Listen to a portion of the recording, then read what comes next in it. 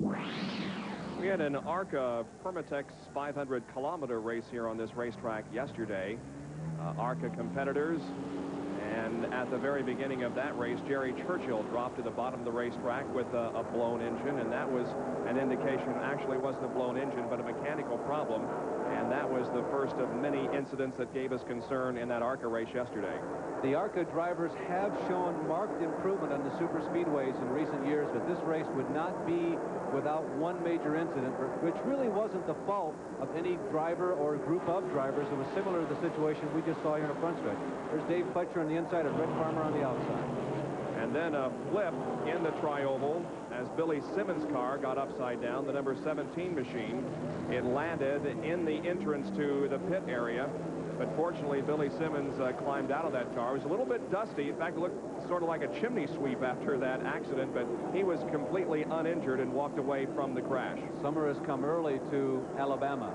There is Sergeant Charlie Glotzback. Yes, the same one who once held the Alabama International Motor Speedway one-lap track record. The white car there on the low side. Sergeant Charlie Glotzback has come out of Indiana, where he has been running dirt track cars the past 3 or 4 seasons. Said, gee, maybe I'd like to do this again. Has he lost anything? No. There he goes by Grant Adcox, who came into this race having won 2 in a row for ARCA here at Talladega. And then a holocaust in the pit area. While trying to refuel the Bill Scott car, a fire broke out. And one of the crew members, whose name is Harry Rommel from Nashville, Tennessee, was burned rather extensively. He is suffering 2nd and 3rd degree burns. 3rd degree burns on 5% of his body. He's in the University of Alabama Burn Center, Caraway Methodist Hospital, and we wish him the best. Jeff Bodine saw this occurring and came down as a former volunteer fireman. He pretty much knew what to do, gathered a fire extinguisher, and started to extinguish the flames. That's Rommel being airlifted to the burn center as the race got underway once again. A number of people appear to be candidates, certainly most notably Glotzback. Adcox was right in there. He was certainly a candidate. At this point, Glotzback had pitted before many of the other top contenders. We didn't know exactly why. Jeff Hammond told me later he was crewing that car, as a matter of fact, yesterday. He thought maybe they missed something. He didn't understand why everybody did not pit. There's Adcox making his move. And then as they came around turn number 3, we have just had a restart. The field is tightly bunched. And then, watch this.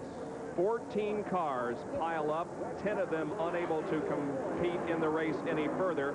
There you can see the melee down there in turn number 4. A fire breaking out in the Tracy Reed car, but it extinguishes itself quickly.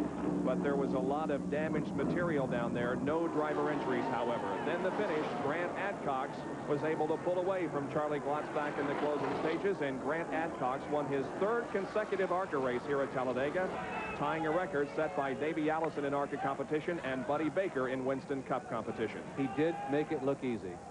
The top 5 finishers in that race: Glotzback was 2nd, Red Farmer was 3rd, Bobby Waywack 4th, and Dave Fletcher finished in 5th position.